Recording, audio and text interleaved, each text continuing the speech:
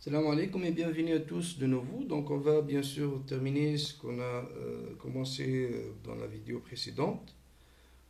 On est arrivé dans la partie 2 de l'exercice à la troisième question. C'est, si vous voulez, la partie de jauge d'une partie dans un espace vectoriel normé. Alors, il définit pour x appartient à E. Alors, ça c'est la troisième question. Pour x quelconque dans l'espace vectoriel, il définit l'ensemble A de x égale l'ensemble de t appartient à R plus étoile tel que x sur t appartenant à C. Et on va, si vous voulez, étudier cet ensemble A de x et quelques propriétés pour construire une norme autour de ça. Bon, juste pour comprendre l'ensemble A de x, donc vous avez bien, bon, c'est comme si ça c'est notre espace, c'est la partie C soi-disant, ok? Pour un x donné, appartient à E, on cherche bien, bon, ça c'est l'ensemble de tx avec t positif, ok?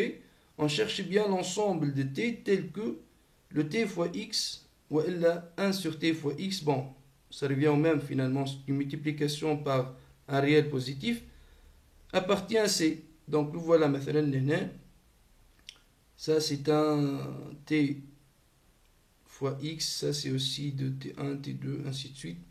Nous voilà l'ensemble des ti tel que ti fois x appartient à C. Ça c'est un t fois x avec t fois x n'appartient pas à C, donc nous voilà. Finalement, tu prends l'ensemble de t tel que t fois x appartient à C et tu fais l'étude sur cet ensemble-là. Ça admet bien un borne sup, si vous voulez. Donc, de telle sorte, il existe un t à partir duquel ça sortira bien de l'ensemble C. Ou elle, il travaille avec l'ensemble 1 sur t, avec, voilà plutôt t, tel que 1 sur t fois x appartient à C. Ou on joue bien sur la borne inférieure, ici sur la borne supérieure et ici sur la borne inférieure pour caractériser bien sûr le jauge pour cette partie-là. Ben, en tout cas, ça c'est l'idée de l'ensemble A de x, ça c'est le A de x, c'est l'ensemble des t comme j'ai dit. Et on va bien sûr faire l'étude de ça, c'est la partie donc petit a dans la question, qu'est-ce qu'il dit? Justifier que l'ensemble des réels A de x admet une borne inférieur. Donc c'est clair ici que A de x, il est inclus dans R plus étoile. Donc évidemment, c'est une partie de R qui est minorée parce que R plus étoile est minorée. Donc ça te donne bien que A de x est minorée. Ça va? Cette partie minorée, est-ce qu'elle admet nécessairement une borne inférieure? Pour montrer ça, il faut vérifier qu'elle est non vide. Donc pourquoi elle est non vide? Je pense que c'est clair que le C contient une boule de centre 0 et d'orient R. Pourquoi? Parce que 0 appartient à l'intérieur de C. Donc on a 0 appartient à l'intérieur de C. Donc il existe R positif tel que la boule de centre 0 et d'orient R est inclus dans C. Donc qu'est-ce qu'on va faire avec cette boule-là? Vous pouvez bien sûr vérifier que lorsque tu prends un x quelconque appartient à E, tu peux faire une petite dilatation de ce x-là et de le mettre dans la boule de centre 0 et d'orient R. Donc vous savez évidemment que pour ce x-là, qui appartient à E, qu'est-ce que tu fais? Tu divises, tu normalises x, c'est-à-dire x sur norme de x, ça c'est bien normalisé, fois R sur 2. Ce vecteur-là, vous êtes d'accord qu'il appartient à la boule de centre 0 et de rayon R, parce que tout simplement sa norme est égale à R sur 2, donc c'est plus petit que R, c'est-à-dire qu'il inclut dans C, R sur 2 norme de x fois x appartient à C. Bon, si x égale à 0, ça c'est évident. Vous pouvez montrer bien que n'importe quel réel appartient à A de x, donc A de x déjà c'est égal à R plus étoile. Si x non nul, donc vous pouvez bien sûr prendre ici x non nul, le cas moins évident si vous voulez. Vous avez bien ça, c'est-à-dire quoi? C'est-à-dire, ça c'est de la forme x sur t avec t est égal 2 normes de x sur R appartient à quel ensemble? À l'ensemble A de x. Ok? Donc c'est un t positif tel que x sur t appartient à c. Ça va. Donc ça appartient bien à A de x. Donc A de x est non vide. Et il est minoré. D'où A de x admet une borne inférieure. Ben c'est bon. Donc ça c'est concernant notre première question ici. Petit a, c'est A de x admet une borne inférieure. Ça utilise bien le fait que c est d'intérieur non vide. On va déterminer dans un exemple particulier, le huwa 0. On détermine bien à quoi est égal 1 de 0. Donc 1 de 0, normalement c'est quoi? Pour nous ici, 1 de x égale, puisque ça admet une borne inférieure, c'est le inf de A de x. Ça va, c'est-à-dire, c'est l'inf de t appartient à R plus strictement positif, tel que x sur t appartient à c. هذا هو ال n de x بتاعنا. Donc dans le PDB, on va voir ça avec le 0. 1 de 0, c'est égal à l'inf de t positif tel que 0 sur t appartient à c. Or, je pense que vous êtes d'accord que 1 sur t fois 0 qui est égal au vecteur nul, le 0, puisqu'il est intérieur à c, ça appartient à c, ça c'est quel que soit t positif. Autrement dit, c'est clair pour vous que le A de 0, c'est égal à quoi? Est égal à tout l'ensemble R plus étoile. C'est bon. Et par suite, à quoi est égal 1 de 0? C'est l'inf de A de 0, c'est l'inf de R plus étoile, et l'inf de R plus étoile, c'est égal à quoi? Égal à 0. Donc voilà, ça c'est dans un cas particulier. Pour le x égale à 0, l'idée, elle est bien claire. On va passer maintenant pour x différent de 0. Alors, on va voir quelques propriétés sur 1 de x. Primo, utilisons la borne utile de C pour montrer que 1 de x est strictement positif. Donc, ça c'est le petit c. Je prends un x appartient à E privé de 0. C'est bon? Pourquoi, si vous voulez, 1 de x nécessairement strictement positif? Donc, voilà la question. Ok? Alors, lorsqu'on dit ici que C est borné, donc on a C est borné. C'est-à-dire quoi? Donc, il existe un positif tel que C est inclus dans la boule de centre 0 et de rayon M, autrement dit, tel que, c'est-à-dire, norme de Y est plus petit que M, quel que soit Y appartient à C. Ça va? Ok. Ben, alors, ici, puisqu'on a ça, si tu prends soit T un élément de A de X, on va montrer ici que A de X nécessairement admet un minorant autre que 0, c'est-à-dire inclut R plus étoile, mais qui montre qu'il admet un minorant strictement positif, c'est que son borne inférieure est strictement positif. Voilà l'idée. Soit T appartient à du X, donc X sur T appartient à quoi? Appartient à C. Je vous malin, appartient à C, mais la norme de X sur T, elle est comment? Puisqu'elle appartient à C, et celle-ci, bien sûr, est vérifier qu'elle est bornée de normes plus petites que M. Donc, norme de X sur T, c'est plus petit que M. Ça va? Autrement dit, le T, c'est un réel, mais 1 sur T fois norme de X est plus petit que M. Et ça cite donc quoi? Que T, il est comment? Il est plus grand que quoi? Que norme de X sur M. Donc, quel que soit T appartient à du X, T il est plus grand que norme de X sur M, qui est un réel évidemment strictement positif. N'oubliez pas que le X est un vecteur non nul. Donc ça te donne bien que quoi? Que norme de X sur M est un minorant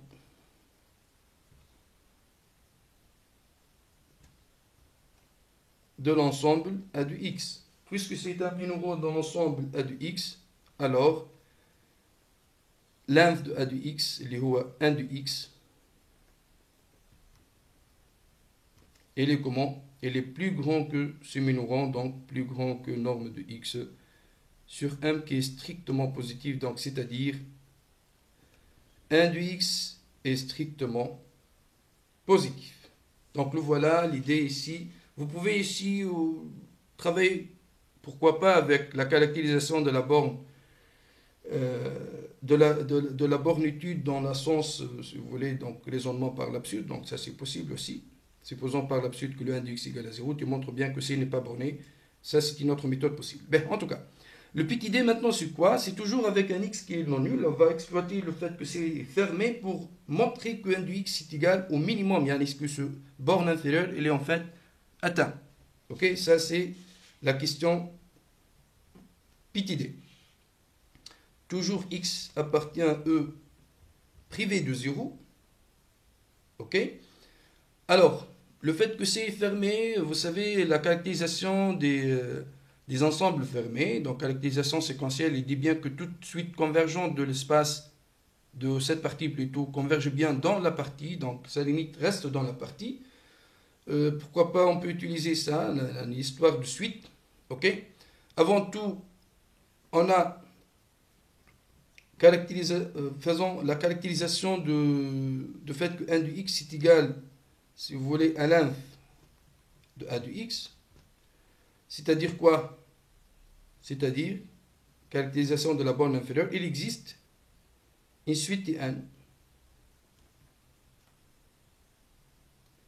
Suite de a de x, telle que Tn tend vers 1 de x, lorsque n tend vers l'infini. Bien sûr, que ce soit la borne supérieure ou la borne inférieure, toujours, ce sont l'inf ou sub, ce sont des points d'Héron, si vous voulez, et voilà, il existe une suite de la partie qui tend vers ce point-là. Ça, c'est dans le cas de la borne inférieure. Ok? Ben, donc t sur n, voilà, t1 plutôt, converge bien vers 1 du x, ça existe bien puisque c'est une borne inférieure. Celle-ci, qu'est-ce qu'il nous donne? Qu'est-ce qu'il nous donne? Puisque Tn appartient à A de x, cela implique que quoi? Que 1 sur Tn fois x appartenant à C. Ok? D'où 1 sur Tn fois x est une suite de C. Ça va? Donc, on va exploiter le fait que C est enfermé. Donc, à partir de la suite T1 qui tend vers 1 de x, on a construit, si vous voulez, une suite de l'espace C, donc qui est bien convergente. Pourquoi? X est constante et le 1 sur Tn, c'est une suite qui est convergente parce que n'oubliez pas ici que le 1 de x est strictement positif. Donc 1 sur Tn, ça converge bien vers 1 sur 1 de x, qui est bien sûr non nul, évidemment, parce que l'élément x est non nul. C'est bon, donc qui est convergente vers 1 sur 1 du x fois x, donc suite scalaire convergente fois vecteur fixe. Ça va, ça converge bien vers ça. Donc dans l'espace, E minus de la norme utilisée ici, c'est la norme double barre. Ok? Ben, donc ça converge bien vers ça. C'est-à-dire, puisque 1 sur 1 de x fois x appartient à E, voilà plutôt cela implique que 1 sur 1 de x fois x appartient à C. Pourquoi? C'est une suite de C qui converge vers ce vecteur-là. Donc ce vecteur-là appartient à C car C est enfermé. Ok? Puisque 1 sur 1 de x fois x appartient à C, cela implique que quoi? Donc c'est un 1 sur t fois x appartient à C, mais t appartient, 1 de x appartient à l'ensemble A de x. 1 de x, c'est la borne inférieure qui appartient à A de x. Or, 1 de x est égal à inf de A de x. Donc, ça te donne que c'est ni autre que le min de A de x. Ça va? Donc, le voilà, notre borne inférieure ici, elle est bien atteinte. C'est très bien. Passons maintenant pour la question petit e. Donc, le petit e, qu'est-ce qu'il a dit? Montrer que 1 de x est égal à 1 de moins x. Et on a bien ce qu'on veut pour le lambda strictement positif. Donc ici, ça c'est le petit e. Bon, si x égale à 0, je pense que c'est évident. Donc si x égale à 0, 1 de x, c'est évident qu'il est égal à 1 de moins x. Si x différent de 0 appartient à l'espace privé de 0, comment on peut voir les choses? Donc c'est quoi le 1 de moins x? C'est l'inf de a de moins x. C'est-à-dire, c'est l'inf des t positifs tel que moins x sur t appartient à c. Ça va? Ben, vous savez bien sûr que c'est le comment. Donc, c'est l'histoire de symétrique par rapport à 0. Donc, c est symétrique par rapport à 0. C'est-à-dire,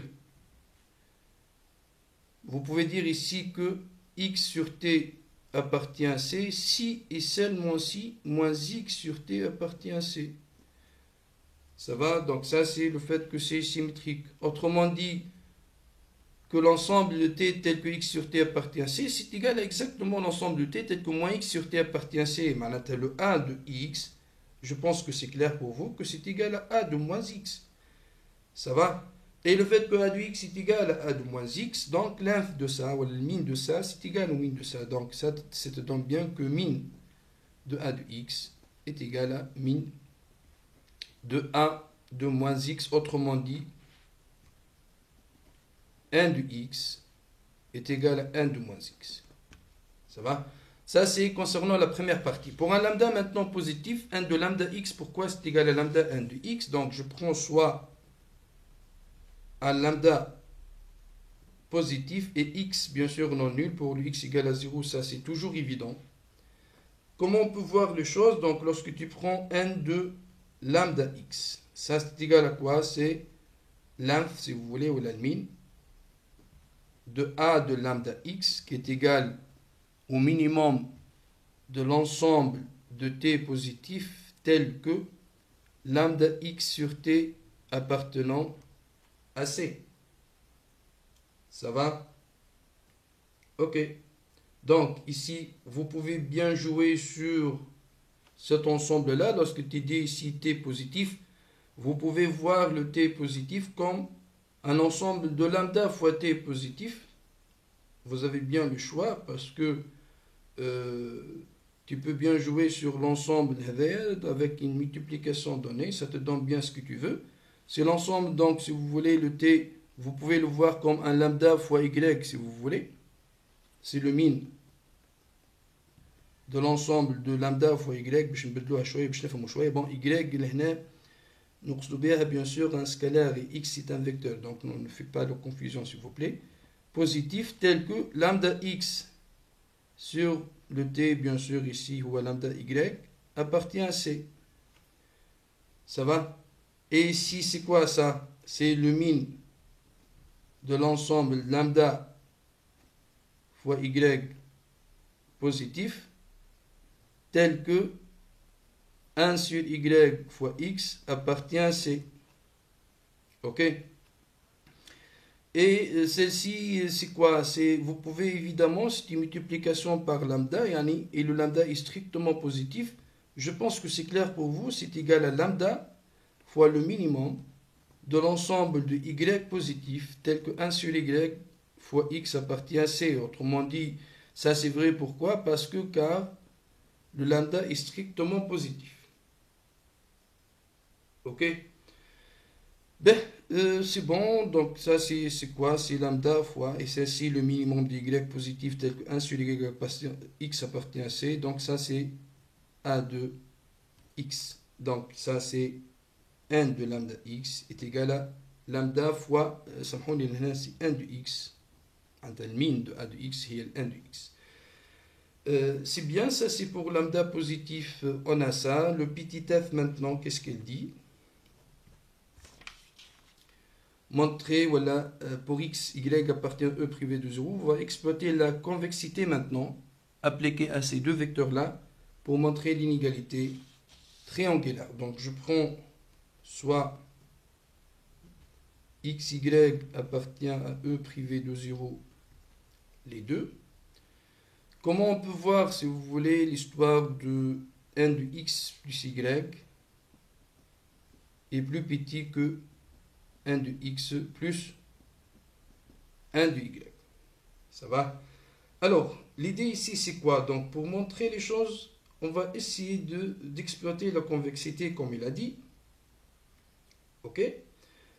Et n'oubliez pas ici que le 1 de x plus y, ça représente le minimum pour l'ensemble a de x plus y. Par exemple, pour montrer que ça, c'est plus grand que le 1 de x plus y, il suffit de montrer que celle-ci, par exemple, appartient à l'ensemble a de x plus y.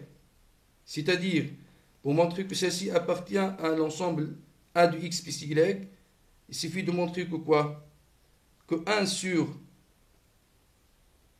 x plus y sur 1 de x plus 1 de y, si tu montres que celle-ci appartient à C, ça va? Donc, tu montres bien ce que tu veux. OK? Ben, alors, qu'est-ce qu'on a? On a, évidemment, x sur 1 de x, c'est un élément de C. Parce que le 1 de x, c'est le minimum de A, donc ça appartient bien à A de x. Et le x sur 1 de x, c'est un élément de C. Et aussi, y sur 1 de y appartient à C. Donc, on a bien ces deux données-là. Comment, à partir de ça, tu peux arriver à celle-ci?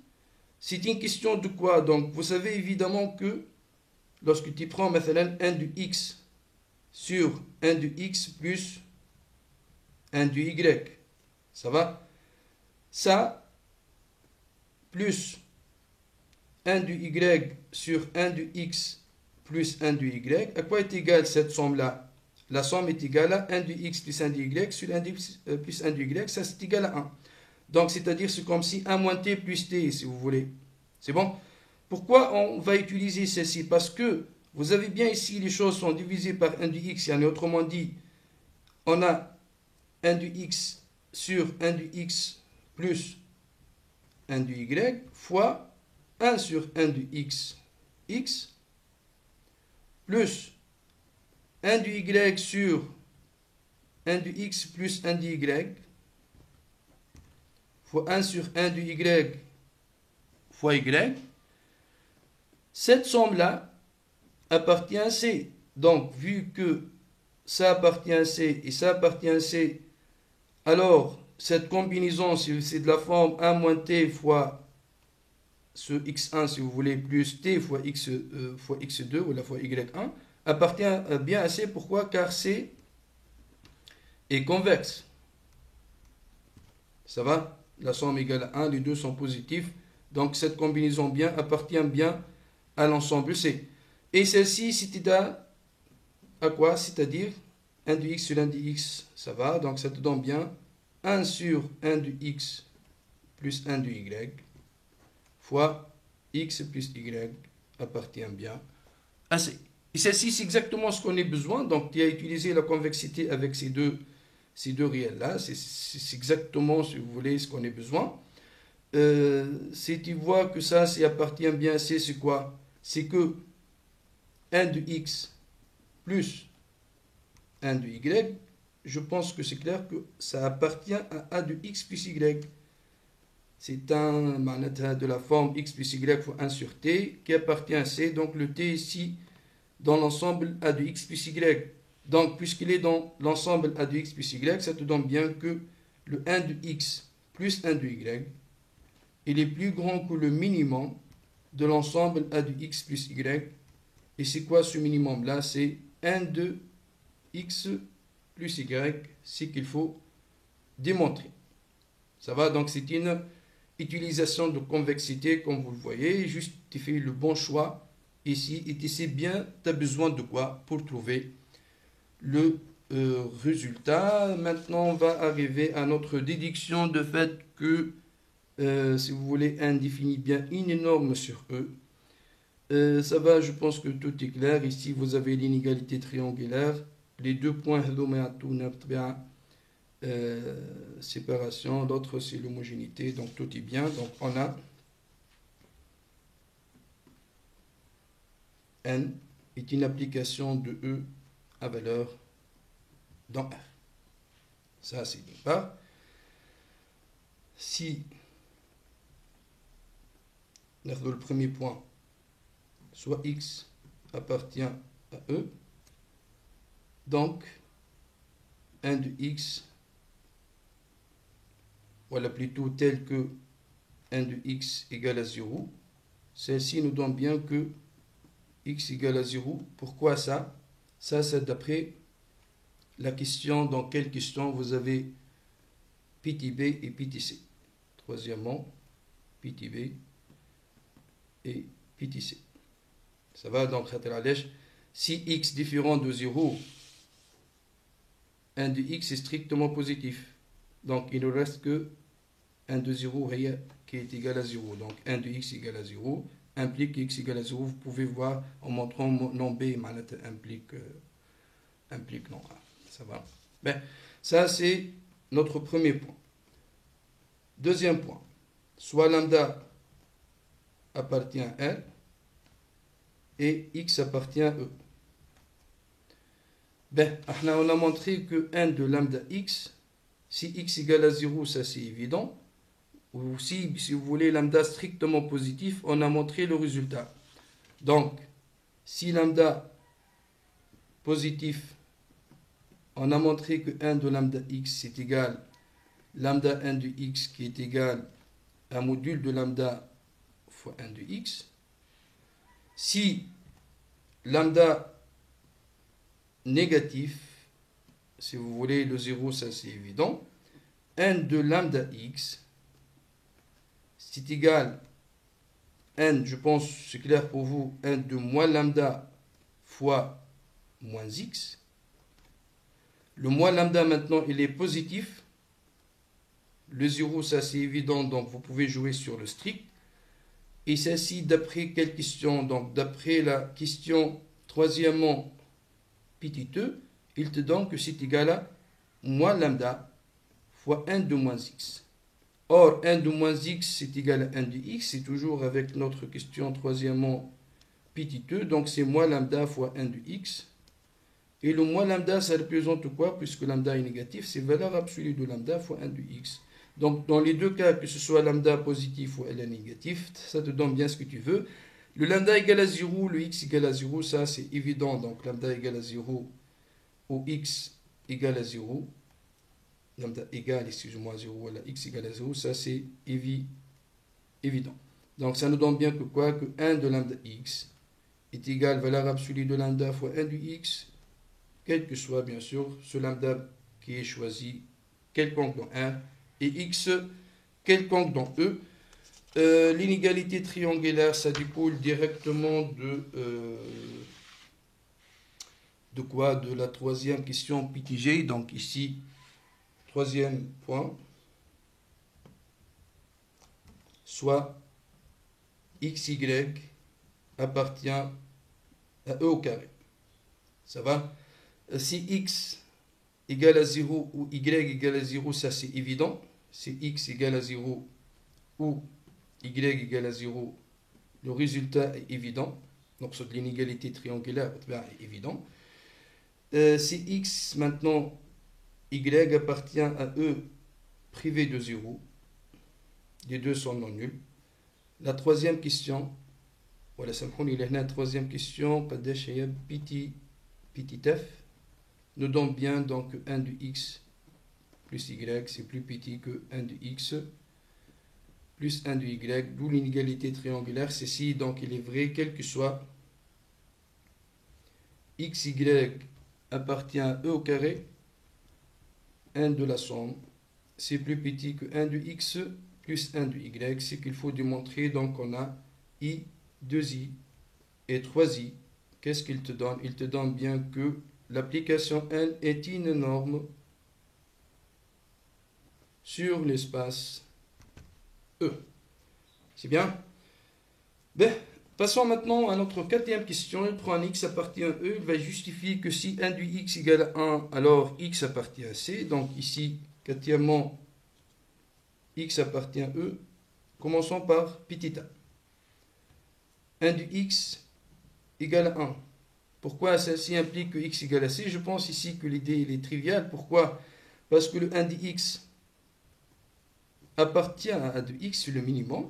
Puisqu'il appartient à 1 du x, donc x sur 1 du x appartient à C, c'est-à-dire x sur 1, c'est-à-dire x appartient à C. Donc ça va, si 1 de x égale à 1, alors x appartient à C, ça c'est pas délicat. Tu passes maintenant pour le petit b, et à l'aide de convexité, pourquoi si tu prends 1 du x strictement plus petit que 1, donc ici, si 1 de x strictement plus petit que 1, pourquoi le x aussi appartient à C à partir de la convexité? Ben, lorsque 1 de x est plus petit que 1, je pense que vous pouvez penser à quoi? Donc, essayons de voir. Ici, on a x sur 1 du x appartient bien sûr à l'ensemble C. Et si tu multiplies ça par 1 du x, ça devient x. Ok? Ben, pourquoi en multipliant par 1 du x, ça appartient bien à C?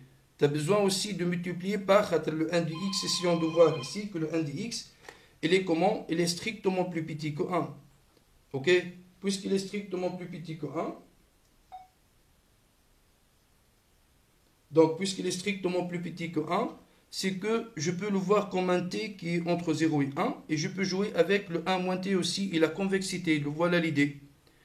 Donc avec qui je peux bien sûr faire l'addition ici, c'est avec le 0. Donc pour reste bien 1 du x fois ce vecteur-là, plus 0 fois n'importe quoi. Le n'importe quoi, c'est quoi? C'est le 1 moins 1 du x. Ça va?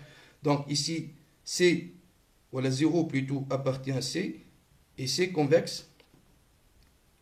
Donc 1 moins 1 du x fois 0, plus 1 du x fois x sur 1 du x appartient à C. Ça va? Celle-ci, c'est un 0, c'est-à-dire que x appartient à C. Ça, c'est notre question petit b. Terminons alors les choses avec la déduction finale. Cinquièmement, déduire que C est la boule fermée de centre 0 et d'orient 1 dans l'espace E béni de la norme N. Donc, comment on peut voir les choses? C'est-à-dire, il suffit de voir ce qu'on a fait dans la quatrième question. Vous avez pris un x quelconque.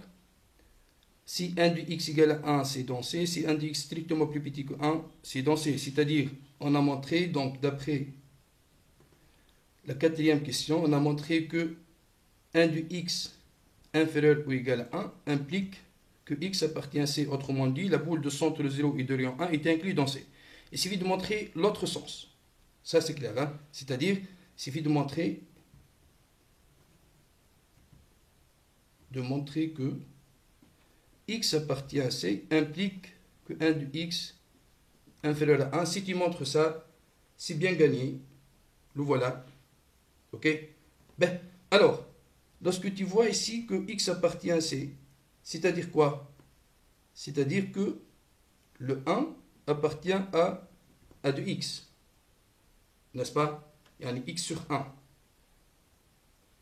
Lorsque tu vois x, c'est le x sur 1. Donc 1 appartient à de x. Et lorsque a appartient à de x, c'est que quoi? C'est que l'inf de a de x, il est 1 de x, il est comment? Plus petit que 1. Donc 1 de x, qui est le minimum de a de x, il est comment? Il est inférieur ou égal à cet élément qui appartient à de x. Ça va? Donc x appartient à C implique que 1 de x plus petit que 1. 1 de x plus petit que 1 implique que x appartient à C. Donc ça te donne que C est égal à l'ensemble de x appartient à E tel que 1 de x inférieur ou égal à 1. Autrement dit, c'est la boule unité fermée dans l'espace E menu de la norme, vous pouvez bien sûr l'appeler N, voilà ça. C'est qu'il faut démontrer, c'est un exercice très important, c'est un problème classique, si vous voulez, dans l'histoire des topologies dans un espace vectoriel normé.